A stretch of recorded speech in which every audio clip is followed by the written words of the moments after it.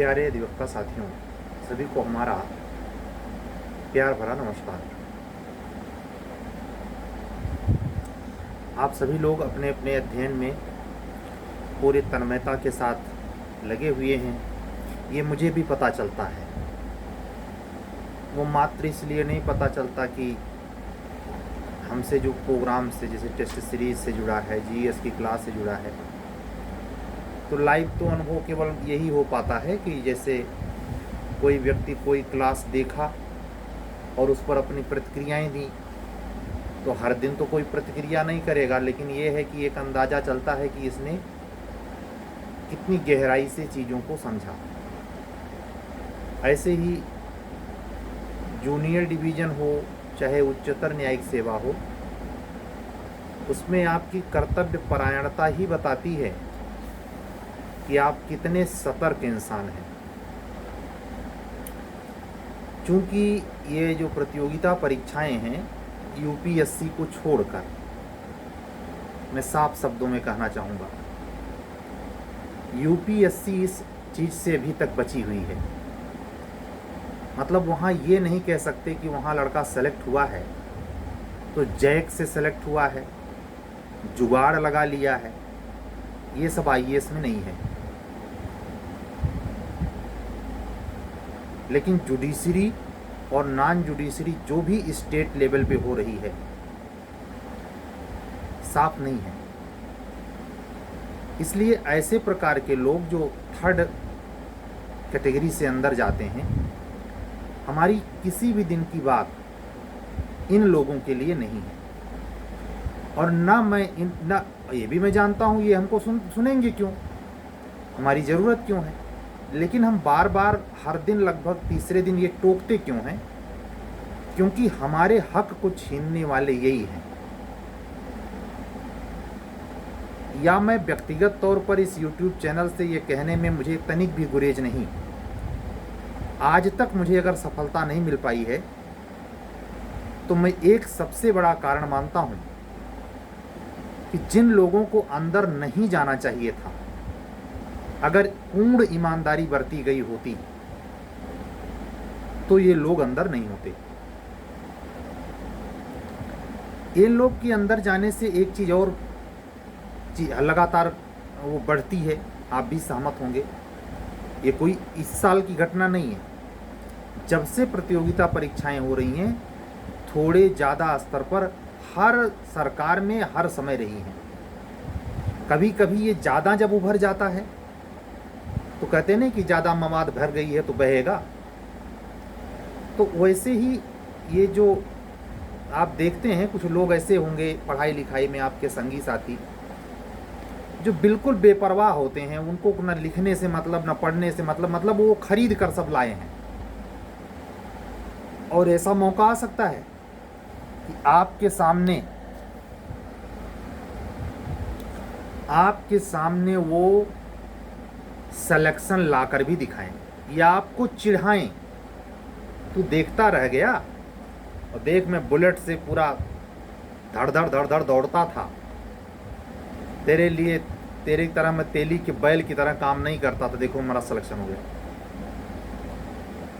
ये मेरा व्यक्तिगत मानना है, कोई ये निश्चित सरकारी डाटा नहीं है, इसको आप सरकारी डाटा समझने की भूल भी न करें।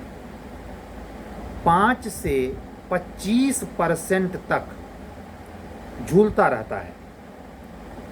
किस गवर्नमेंट में कितना दबाव है, किस गवर्नमेंट में कितनी आज़ादी है, ये गवर्नमेंट के चरित्र, उसके प्रशासक क्षमता पर निर्भर करता है। लेकिन स्टेट लेवल का केवल अपने में नहीं कह रहा हूँ, कोई राज्य इससे अछूता नहीं है जहां ये चल ना रहा हो। ये भी बताने की ज़रूरत नहीं है कि सरकारी नौकरी और उच्चतर पद जो हैं, पद जिनके मायने हैं, उसको पाने की लालसा आप में जितनी है उससे 50 गुना अधिक अमीर में है।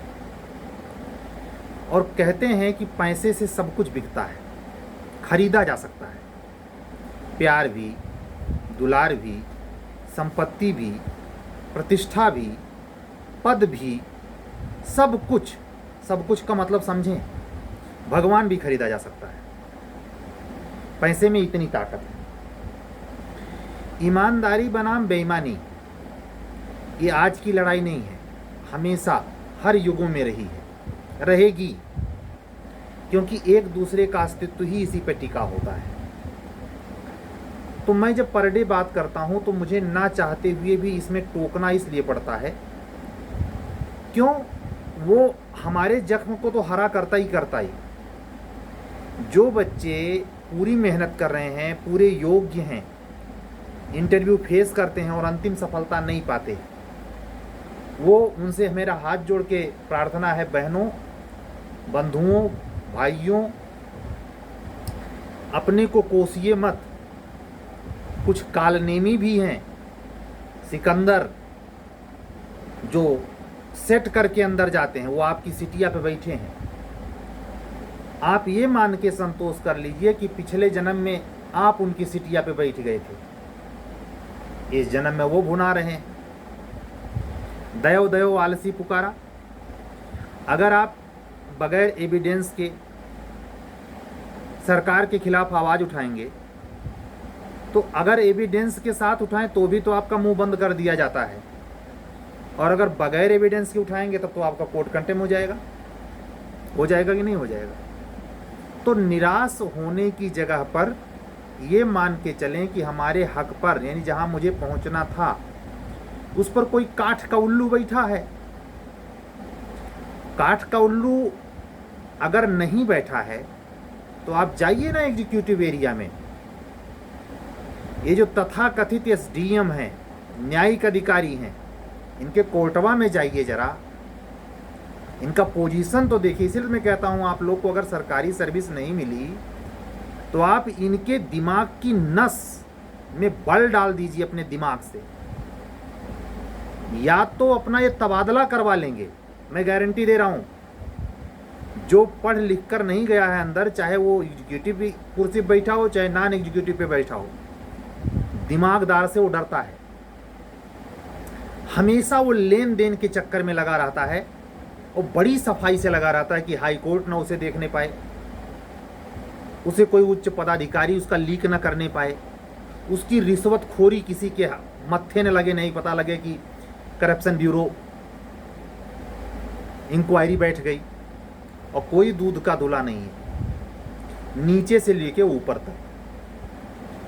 तो आप अगर मेहनत से, ईमानदारी से मेंस लिख के आ रहे हैं, प्री लिख के आ रहे हैं, इंटरव्यू दे के आ रहे हैं, और अंतिम सिलेक्शन नहीं मिलता है बाबू, बहनों, तो सिर्फ यही कारण मत मानना कि तुम्हारा प्रारब्ध नहीं, यह है प्रारब्ध बनाने वाले नया, जो आपका गला रेत कर आपको पूरी तरीके से, ये कोई मत समझना कि वो जो नॉन वेज खाने वाले झटका फटका खाते हैं ना, तो उनको भी तो उनकी आदत में शुमार होता है। वो तो खड़े होकर के उनके समन में झटका होता है, उन्हें संवेदना का लेना देना, उसमें तो बल्कि लार टपकती है। मैं अपने रिश्तेदार, खास सगे रिश्तेदार की कमेंट बता रहा हूँ, नाम नहीं लूँगा, कि उनको ऐसे चीज़ देखने पे लार टपकती है, जबकि है वो 100। किसी चीज़ का मृत हो जाना, मांस में परिवर्तित हो जाना 100 नहीं है, लेकिन वो 100 देख करके वो संवेदना कौन कहे, ऊपर से लार टपक रही कि मतलब जल्दी से कढ़ाई में जाइए। इस बात को सुन करके तमाम ऐसे जो वेज के अगेंस्ट नॉन वेज खाने वाले हैं उनको बुरा लग सकता है, मैं उनका दिल नहीं दुखाना चाहता। हम सिर्फ ये कहना चाह रहे हैं कि जिसकी संवेदना जिस लेवल पर जिस कारण से मर जाती है, वो सीधे सरल इंसान जो चुपचाप ईमानदारी से परीक्षा दे के आ रहा है, उसके प्रति क्यों संवेदना से भरेगा भाई। आप अगर सिलेक्शन पा जाएंगे, 70,000 कमाने लगेंगे, तो वो जो बैठा है उसको दे आएंगे। इसी चीज़ की तो लड़ाइयाँ चल रही है। कोई बताना नहीं चाहता कि का पढ़ के हम सेलेक्ट हुए हैं, कोई क्यों बताए, कहीं आप उससे पहले ना सेलेक्ट हो जाएं। मैं गलत कह रहा हूं तो बताएं। हमारी टेस्ट सीरीज से जुड़कर 15% आंकड़ा रहा है पहले बैच में, जो एपीओ वाला मैंने 22 में चलाया था, और लगभग 15 से 20% आंकड़ा रहा है 52 लड़कों में जुडिशरी में, और एचजेएस जो चल रही है, और फिर एपीओ और जे, इसमें भी कम से कम 12 से 15% ऐसे लड़के हैं जो किसी भी प्रश्न पत्र का पेपर ले लेते हैं, आंसर नहीं देते। आप कल्पना कीजिए ये वाजिद अली शाह वाला स्टाइल, किसको धोखा दे रहे हो भाई?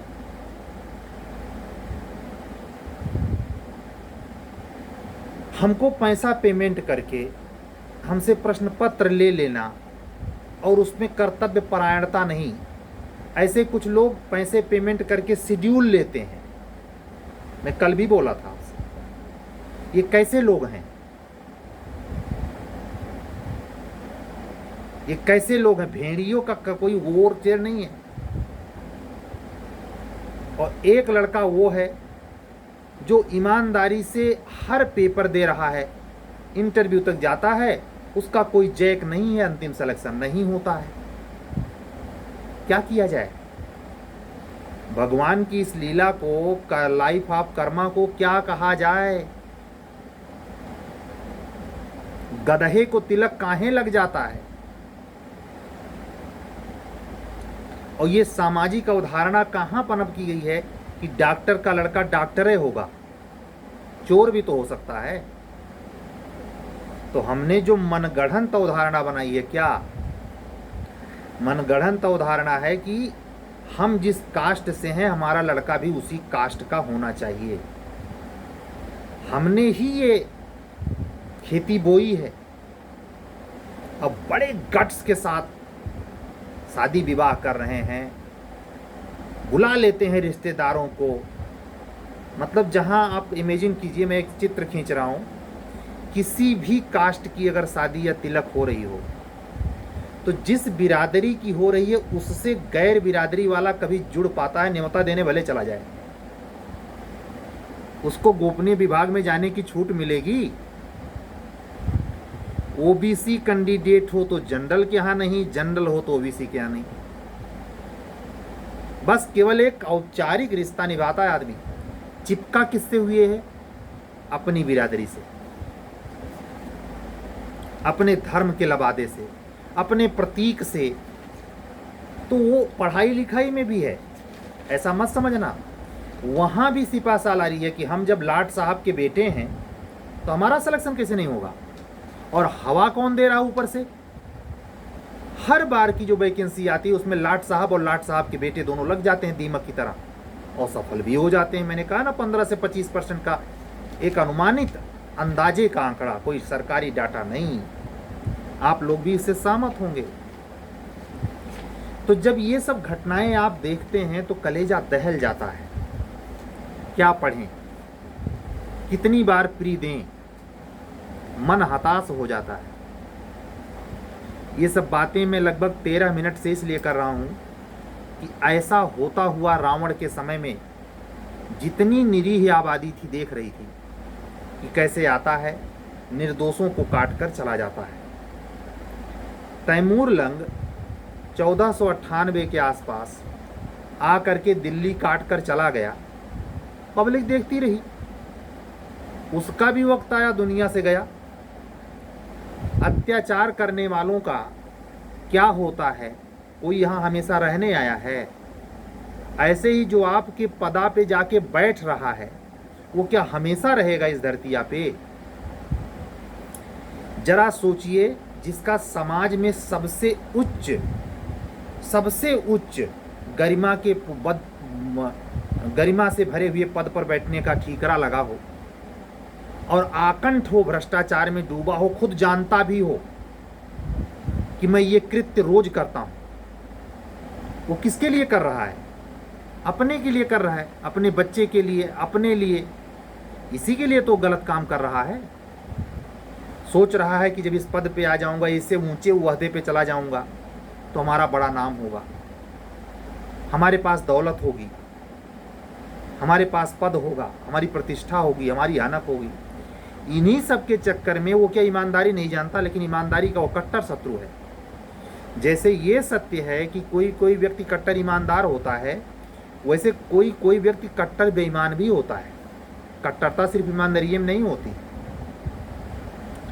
उसको ईमानदार व्यक्ति से बहुत सख्त नफरत होता है।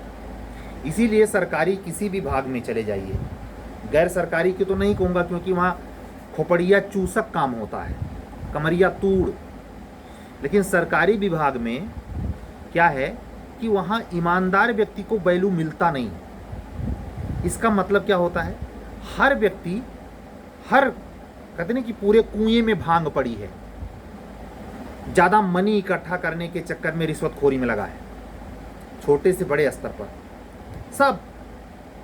तो वहाँ अगर कोई ईमानदारी और आदर्श की बात करता है तो वो सारा तिलिस्म गड़बड़ाने लगता है और सब मिलकर उसको हटाने में लग जाते हैं।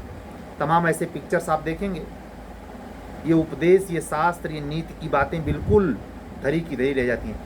इसीलिए बहुतायत रूप से आप देखें तो निराश ना हो कि हमारे साथ ही चीटिंग क्यों हो रही है, हमारा सिलेक्शन क्यों नहीं होता।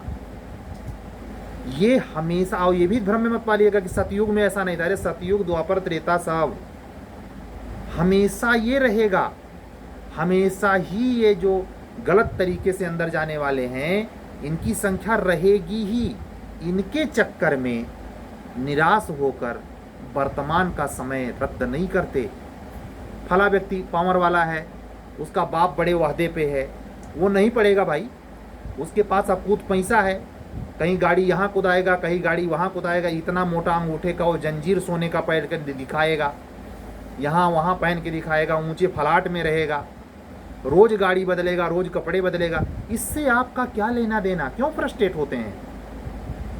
आपका कर्म थोड़े खा लेगा। कर्म का रखवाला पीछे दिखाई दे रहा है। कर्म की गति बड़ी गहन होती है। आज का किया कहीं, कल का किया कहीं और, मिलता है लेकिन मिलता जरूर है।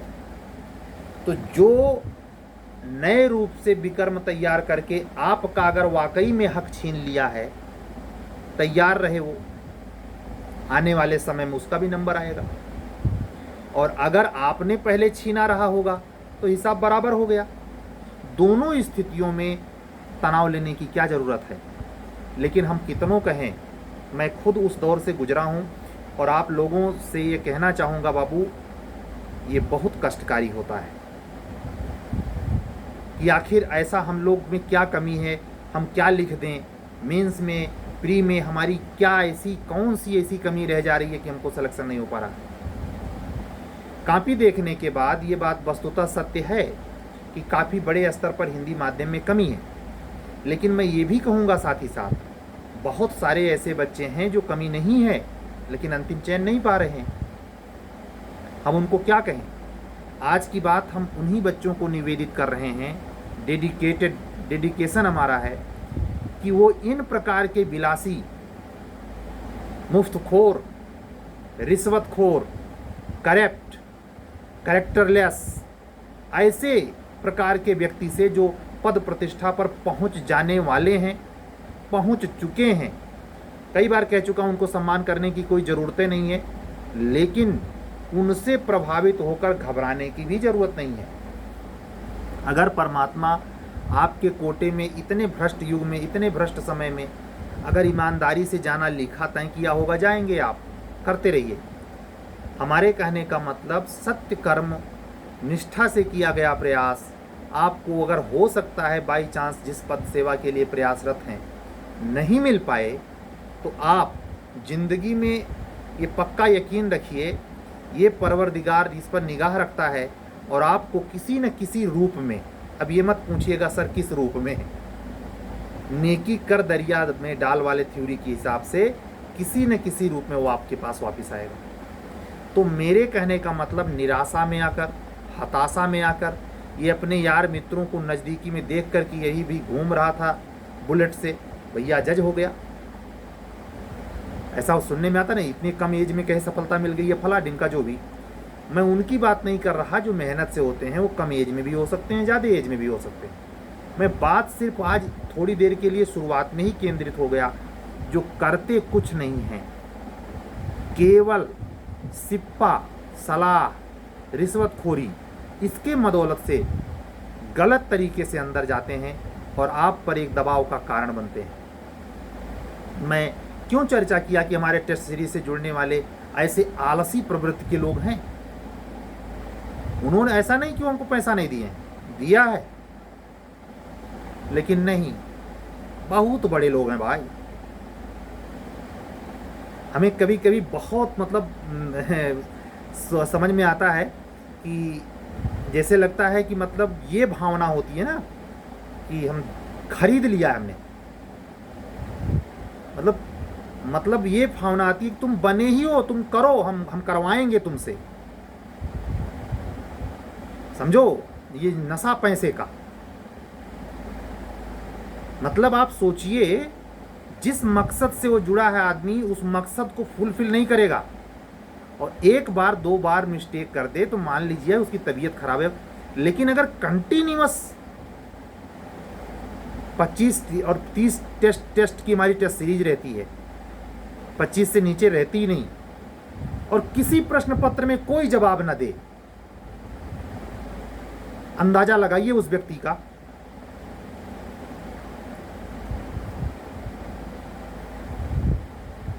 दिमाग सोचने पर मजबूर कर देता है कि गजब गजब के लोग हैं भैया। आप समझिए, बचपने में जो गरीब आदमी जाता है बच्चा पढ़ने, तो ज्योमेट्री बॉक्स जिसमें वो कलम वगैरह सुरक्षित रख ले, अगर उसका ज्योमेट्री बॉक्स किसी कारण से टूट जाए, फूट जाए, तो वो दोबारा ज्योमेट्री बॉक्स नहीं पाएगा, क्योंकि उसके घर में पैसा नहीं है। और किसी के पास रोज टूटे तो सोने का ज्योमेट्री बॉक्स आ जाएगा। ये अंतर है बाबू। गरीब के बच्चे होकर के अगर आप पढ़ाई कर रहे हैं तो आपको टक्कर कई मामलों में देने पड़ेंगे। और ये हमेशा ध्यान रखिएगा, ये पैसा युग है। आपकी बोलती बंद कर दी जाएगी, ईमानदारी जाए तेल लेने सब बिका हुआ है। तो इतने विचित्र वातावरण में हम किससे किससे टकराएंगे भाई? हम यहाँ से आपको उपदेशित करें कि आप सबसे लड़ो? रोज की हमारी बातें कहाँ हो रही हैं, आप जरा सोचिए। मैं सिर्फ आपको जाहिर करता हूँ कि इन सब चीज़ों से घबराना नहीं, करते जाना जैसे मैं करते जा रहा हूँ। आज मुझसे एक मिस्टेक पता चली, परमात्मा ने मुझे सही समय पे याद दिला दिया, जिसकी वजह से मैं आज जीएस की क्लास नहीं ले पाया। मैं आप सबसे माफ़ी चाहता हूँ, लेकिन उससे बड़ी माफ़ी मैं उससे भी मांगता हूँ जिसको मुझे सही समय पे वो चीज़ें कर देनी चाहिए थी। मैं लाइव मीडिया कह रहा हूँ, अधिवक्ता हैं, और मैं बहन का दर्जा देता हूँ अधिवक्ता सारी बहनों को। तो मेरे दिल से ये गुबार बाहर आया कि वाकई में हमको जो प्रॉमिस किया था उसके अकॉर्डिंग चीज़ें हो जानी चाहिए थी। तो उसमें मैं बिजी हो गया, जिसकी वजह से जीएस की क्लास में आज नहीं दे पाया। पॉसिबल मैं चाहता तो अभी भी रिकॉर्ड कर सकता था, लेकिन सुबह 6 कापियाँ 7 इंतज़ार कर रही हैं। अभी लेट नाइट, थोड़ी देर पहले हम इस समय जब रिकॉर्ड कर रहे हैं तो 2:30 बज रहा है, 24 सितंबर का 2:30 बज रहा है। और आधा घंटा पहले एक आगरे से एक अधिवक्ता बहन की कापी आई है। एक लड़की वो भी है ऐसे एपीओ वाले बैच में, 11 बजे 2 बजे बच्चियां अपना किचन का काम, अपने परिवार का काम निपटा करके हमको लिख के भेजती थी। और एक तरफ वो भी लोग हैं, पेपर जाता है, ठाठ से देख लेते हैं, फर्क नहीं पड़ता उनको। हम तो नौकर हैं। मैं करीब 1 हफ्ते पहले वीडियो पे कहा था कि मैं रिफंड करना भी जानता हूँ। अपना पैसा लीजिए और किनारे हो जाइए। मैं इस मामले में क्लियर कर दूं कि मैं पैसे के लिए यहाँ नहीं हूँ। अगर आप मुझसे ये सोच रहे हैं कि आप हमारे बुद्धि का, हमारे ज्ञान का, हमारे प्रश्न पत्र का चालाकी से उपयोग कर लेंगे, कसम भगवान की हम पिट्ठी मारना जानते हैं, दौड़ा कर। और इतना तेज लगेगा, या तो रीढ़ की हड्डी जाएगी काम से, या तो दोबारा कबड्डी खेलने आएंगे नहीं। क्या कहा, फिर से दोहरा देता हूं, इस मामले में मैं इतना क्रूर स्तर तक निरंकुश हूं कि दौड़ा कर पिट्ठी मारने में मुझे बहुत मजा आता है। तो अगर चालाकी की मानसिकता से आप हमसे टेस्ट सीरीज में जुड़ रहे हैं कि प्रश्न पत्र ले लेंगे और लिखेंगे नहीं। पैसा लीजिए और खिसक यहां से। तुम और तुम्हारी बुद्धि तेल लेने जाए। हम यहां इसके लिए नहीं बैठे हैं। ईमानदारी से अगर जुड़ना हो तो ठीक, अन्यथा यहां पेपर लेने मत आना। हम पेपर का सौदा करने यहां नहीं बैठे, पेपर बेच नहीं रहे हैं हम पनिया नहीं है।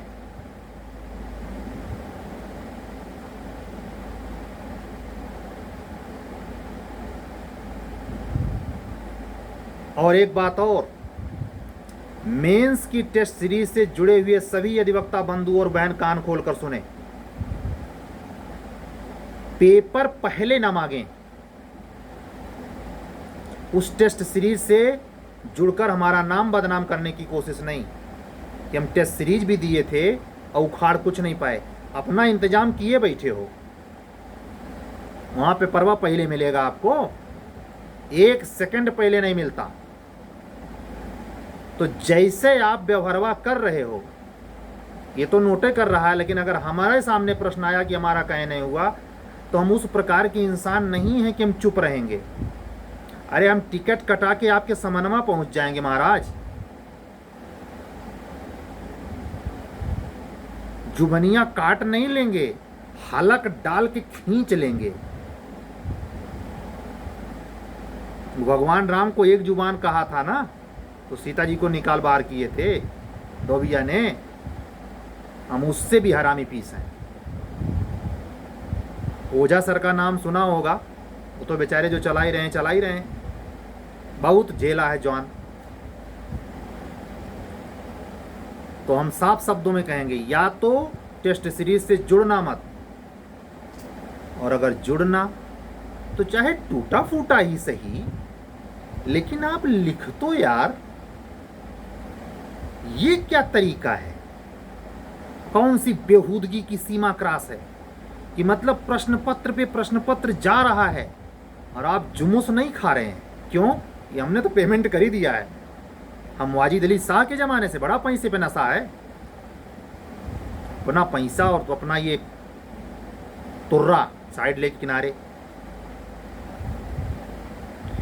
ध्यान रखना, ये जिस लहजे में, जिस तेवर में मैं ये बात कह रहा हूं, उसी लहजे उसी तेवर में मैंने पद पे रहने वाले पदस्थ अधिकारियों को समेत कह के कहा है कि वो भी दूध के दूल्हे नहीं होते। पद पाने के बावजूद आदमी का चरित्र अच्छा हो जरूरी नहीं है। उसका सम्मान उसके आचरण के अनुसार होना चाहिए। पद पे है, भगवान नहीं है, बिल्कुल नहीं। और कम से कम ला जानने वाले के सामने तो बिल्कुल नहीं। उन चूतियों के सामने, मूर्खों के सामने, अवघड़ों के सामने, जो हर गाड़ी के पीछे हो करके दौड़ते हैं, उनके लिए तो सब सम्मान है। जाओ वहीं सम्मान लो, यहां सम्मान नहीं मिलेगा। तो आज की वीडियो में मैं खुराफाती लोगों पर, जो बाहरी हैं, जो आपको परेशान करते हैं, और जो मेरे टेस्ट सीरीज में चल रहे हैं, तीनों बैच में हमारी निगाह बराबर है। ये मत सोचना कि गिरी जी को पता नहीं चल रहा है, खूब पता चल रहा है। आओ कभी सामना तो करो। भूल के अगर मेरे कान में पड़ा और लापरवाही नोट हो रही है, तब बताऊंगा फिर। आज की बात पूरी, आधा घंटा पूरा, ठीक है? घबराना नहीं। इस प्रकार के असामाजिक कंपटीशन में नहीं, किसी भी सेवा में जाएंगे महाराज। आप जिस सेवा के लिए मर रहे हैं ना, अरे पहुंचिए तो सही। अभी तो अपने कमरे में रहते हैं, अभी अपने घर परिवार रिश्तेदार से परेशान हैं। अरे डिपटवम जाइए ना। वो भयंकर राजनीति चल रही, वो कर गटा काटे, वो कर गला काटे में, वो से आगे निकले में, वो का गुरेरे में, वो का तरेरे में, कोई डिपार्ट नहीं बाकी है महाराज। कुछ नहीं, अभी संघर्ष कर रहे हैं। जैसे आप फील्ड में आएंगे तब देखना करारा संघर्ष। इसलिए सादगी, ममत्व, प्यार, श्रद्धा, निष्ठा, ईमानदारी के साथ साथ विवेक, दिमाग भी खुला होना चाहिए कि आपको सामना किससे करना है। सीधे रहेंगे तो आरा चलेगा। आज का जमाना किसी भी फील्ड में जाने के लिए सीधे रहने की इजाजत नहीं देता। इतना प्रेशर डाल देंगे, आप सोचते ना कि एसडीएम था फांसी लगा लिया, जिला कलेक्टर था जहर खा के मर गया, गोली मार ली डीआईजी साहब ने। ये कैसे लोग हैं? दिमाग नहीं काम कर पाता। सोसाइटी में इतना प्रेशर, और प्रेशर क्रिएट करने वाले कौन होते हैं? बिल्कुल बेफिक्र, 100 मर्डर किया है, कोई फर्क नहीं पड़ता उसे। उन्हीं के बीच में तो आपको रहना है। देवासुर संग्राम वो खाली जो देखते हैं वो एक बार नहीं, लगातार जारी है, हमेशा रहता है देवासुर। हर घर में 4 भाई होंगे, वहां भी देवासुर। ये मत सोचना कि भगवान राम के पुत्र हैं सब लव कुश ना। कभी भी लाइफ में मूवमेंट पाने के लिए सबसे ज्यादा आत्मघाती प्रयास आपके घर में होता है। आपके रिश्तेदार सबसे खतरनाक प्राणी हैं जो आपको सफलता कभी नहीं चाहते। मैं एकदम डंके के चोट पर क्लियरली कह रहा हूं, किसी का रिश्तेदार किसी कीमत पर आपकी उन्नति अपने से पहले कभी नहीं चाहेगा भाई। ध्यान रखना, जो सीनियर पदों पे बैठा है वो अपने से नीचे और बाद की अपेक्षा करेगा, अपने से ऊंचे और अपने से पहले कदापि नहीं। इन सब धारणाओं के बीच में घिरकर संयत होकर सब जानते हुए स्थिर चित्त से कंटिन्यूअस धीरे धीरे पढ़ना आपका काम है, लिखना आपका काम है। यही कर्म क्षेत्र है, करते रहिए बगैर रिजल्ट की आशा के। हम तो 8 जुलाई 2022 के बाद डिलीट कर दिए। बहुत हाथ है माननीय उच्च न्यायालय इलाहाबाद का। हमारे इस जो मेरे मन के अंदर ये वृत्ति पैदा हुई, इसमें माननीय उच्च न्यायालय इलाहाबाद का बहुत बड़ा हाथ है, बहुत बड़ी कृपा है उसकी। उसके व्यवहार ने मुझे इतना विचलित किया कि मैंने सोचना ही छोड़ दिया कि मैं भी कभी डिलीट बस किए जा रहा। आज के दिन में इतना होना था। माफ़ी चाहता हूँ एक बार वीडियो बंद करने के पहले। मैं अपने बच्चों को जो हमको पेड कर चुके हैं, जीएस की 18वीं क्लास रिकॉर्ड नहीं कर सका, और ये मैं पर्सनली ही बता पाऊँगा कि मैं क्यों नहीं कर पाया, एक अपनी निजी मिस्टेक की वजह से। लेकिन कोशिश करूँगा कल नहीं परसों से ये कंटिन्यू हो जाए, क्योंकि मुझे आवश्यक लगा कि मैं अपनी पुरानी गलती सुधारूं। इसलिए वो समय जो मैं आपकी क्लास लेता उसमें मैंने थोड़ा सा काम किया। अभी काम हमारा बचा हुआ है, वो अपने ढंग से मैं करूँगा। आज आपकी जो 7 कापियाँ आई हैं उसकी क्वेरी होगी, और साथ में टेस्ट सीरीज के लिए जो 24 तारीख की डेट में 24 टेस्ट जीएस तृतीय प्रश्न पत्र यूपीएसजीएस का हो चुका, वो कंप्लीट हो गया है। अब केवल 6 पेपर बचा है। एचजीएस में केवल 6 पेपर बचा है, जो पहले बैच की टेस्ट सीरीज चल रही है। इसका मतलब ये कतई मत समझिएगा कि टेस्ट सीरीज ये ख़त्म हो गई, नहीं। जो शुरुआत से जुड़े हैं, जो ईमानदारी से पढ़ देते हैं, उनका जो अब जुड़ेगा अब से कंटिन्यू हो जाएगा। साफ शब्दों में कह रहा हूँ, हमारी बातों को गंभीरता से आप सुने। मुझे इसकी परवाह नहीं, मैं कैरियर में हूँ, मैं क्लियर कह रहा हूँ, मैं कैरियर में हूँ, मेरे चांस हैं। मैं उम्मीद छोड़ चुका। आप लोगों को ऊर्जा मिलती है, आप लोगों को हमारी बातें अच्छी लगती हैं, प्रेरणास्पद लगती हैं, सत्य को जगाने वाली लगती हैं। लेकिन इतना सब इतनी रात को पर डे करने के बावजूद कह रहा हूँ, व्यवस्था से मैं इतना तंग हूँ, इतना मेरा मतलब विश्वास उठ चुका है कि मैं सिर्फ करता हूँ। मुझे आज या भविष्य में कभी कोई उम्मीद ही नहीं दिखाई देती कि ईमानदारी से कोई चीज़ होगी।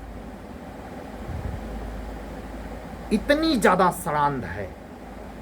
लेकिन आप महसूस करते हैं कि मेरे कर्म में आप लोगों से जो मुझे टेस्ट सीरीज से जुड़ना है, उसमें किसी स्तर पे मैं बेईमानी कर रहा हूँ। ये बात बोलते बोलते 5 मिनट और बीत गया, 30 के बजाय 35 मिनट हो गया। बात खत्म नहीं होगी, लेकिन ये बोलनी इसलिए ज़रूरी है कि आप लोग, वो परमात्मा जो हमें उस सेक्टर में नहीं ले गया विभाग में अभी तक फ़िलहाल, वो इधर जो संबंध बना रहा है आप लोगों से, एक मौका अच्छा है। जहाँ एक समय ऐसा था जहाँ सिलेक्शन नहीं हो पाता था, तो हमारे भाई लोग, हमारा परिवार हम पर दबाव बनाता था कि बहुत बोलते हैं इसलिए सिलेक्शन नहीं होता, और यहाँ तो अब बोलने पर हमें गिफ्ट मिल रहा है भैया। उल्टा हो गया है। हमारे पास जो 4 बच्चे जुड़ते हैं उसकी मूल वजह में ये रोज़ का वीडियो भी है भाई। इसी के माध्यम से तो जान पाते हैं कि फला कौन सर हैं, कहाँ क्या करते हैं, क्या पढ़ाते हैं, क्या लिखाते हैं इत्यादि। और हमारे तमाम अधिवक्ता साथी बहनों भाइयों का इससे प्रोत्साहन मिलता है ऊपर से। तो उस परमात्मा को शुक्रिया, आप लोगों का हृदय से आभार। हमें परिश्रम करने वाले, अनुशासन प्रिय, तेज तर्रार, बुद्धिमान, ईमानदार व्यक्तियों की ज़रूरत है। ऐसे लोग ही हमसे संपर्क करें। अगर इस प्रकार से आपका नेचर नहीं है, आप लेजी हैं, आप पैसे वाले हैं, रहें, हमें इससे ज़रूरत नहीं। हम बिल्कुल कर्मठी व्यक्ति चाहिए। चालाक व्यक्ति से मुझे बहुत ज़्यादा लिमिट क्रॉस वो है चालाकी से। चालाक, अहंकार, बहुत लेजी, लापरवाह यहाँ ना आए भाई। हाथ जोड़ के करबद्ध प्रार्थना कर रहा हूँ, हमको मैसेज ना करे, हमसे न जुड़े, हमारे चैनल को सब्सक्राइब करने की ज़रूरत ही नहीं है। ठीक है, कल हम फिर मिलेंगे, चाहे लेट लपेट मिलें बाबू, लेकिन मिलेंगे ज़रूर। मैं आप सही बता रहा हूँ, आप लोग इसमें मत समझना। असल में मेरा स्वार्थ रहता है, आपके माध्यम से मैं थोड़ा हल्का हो लेता हूँ। आप लोगों का करोड़ों बार आभार है कि हमें मौका दिया अपने को हल्का होने का, नहीं तो ये निश्चित तौर पर हमको मतलब गड़बड़ हो जाती। ये हल्का होना बहुत बड़ा अवसर है। शायद वो परमात्मा हमारे कष्ट को समझ रहा है, इसलिए वो ऐसा मौका दिया है। कल फिर मिलेंगे। अगर आप हमारे चैनल पर नए हैं तो चैनल सब्सक्राइब करें, लाइक करें, अन्य तेज तर्रार प्री मेंस लेवल पे जो बहुत सीरियस बंदे हैं उन तक पहुंचाएं। और आप लोग जुड़ेंगे, अच्छा लगेगा। जुड़ रहे हैं, इसके लिए बहुत बहुत धन्यवाद आपका, बहुत बहुत अभिवादन भी आपका, हाथ जोड़ के। ऐसे ही परमात्मा की कृपा बनी रहे, इसी अपेक्षा के साथ सभी को हम जय सिया राम बोलते हैं। सभी अधिवक्ता बहनों और बंधुओं को हृदय से अपना आभार प्रकट करते हैं। कल फिर मिलेंगे।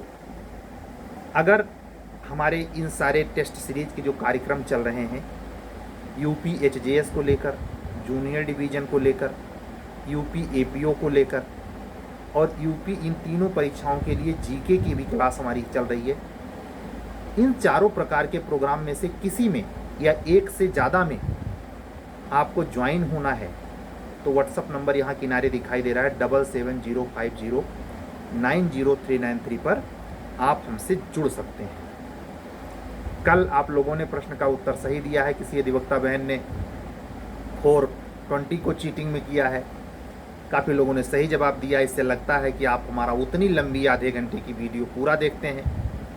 आज ऐसा कुछ सवाल तो नहीं करेंगे, लेकिन लास्ट में एक हल्का सा हम आपको अवसर दे रहे हैं कि आप कमेंट करके बताइए, आप हमें कमेंट करके बताइए कि जो आपके जूनियर डिवीज़न में जो पीसीएसजे का एग्ज़ाम हुआ, अभी हाल में संपन्न हुआ, उसमें ये जो टॉपिक आई थी एसए की, क्या सुन रहे हैं? जूनियर डिवीज़न में जो हिंदी का पेपर हुआ था उसमें जो टॉपिक आई थी, उस टॉपिक का नाम अगर सारा नहीं, कम से कम 1-2 ही लिख के बताएं। अगर आप वो लिखते हैं तो ये साबित होगा कि आप हमारे पूरे YouTube वीडियो को पूरा सुने हैं, जो कि लगभग 40 मिनट की है। ठीक है, ये हम जानबूझ करके आज का वीडियो लंबा बना दिए हैं, क्योंकि क्लास हम ले नहीं पाए और थोड़ा सा मन व्यथित था। उस व्यथित भाव को प्रकट करने में परमात्मा ने इतना समय दिया। आप लोगों का कोटिशः आभार। अपना प्यार बनाए रखिए। कल फिर मिलेंगे। सबको हमारा जय सिया राम। सर्वे भवन्तु सुखिनः, सर्वे सन्तु निरामया, सर्वे भद्राणि पश्यन्तु माँ कश्चित् दुःख भाग् भवेत्। जय सिया राम। सत्यमेव जयते। शुभरात्रि।